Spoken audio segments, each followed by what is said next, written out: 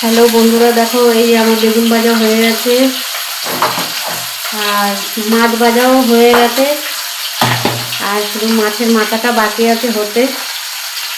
তারপরে এই সবজিগুলো দিয়ে মাছটা রান্না করে নেব।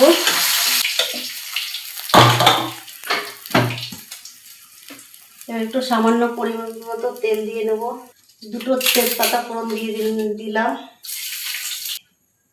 একটু গোটা জিরা দিয়ে দিলাম, আস্তে আস্তে আলুগুলো দিয়ে দিলাম।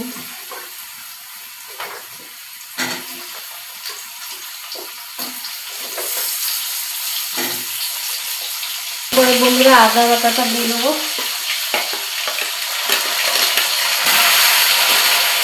লবণ দিয়ে নেবো পরিমাণ মতো,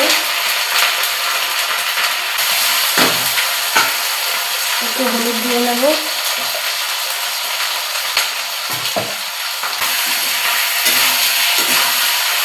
জিরা গুঁড়ো দিয়ে নেবো।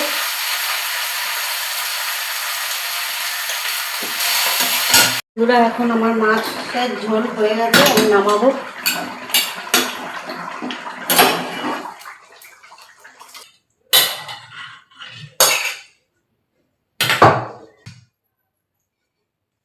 কেমন হয়েছে বলবেন।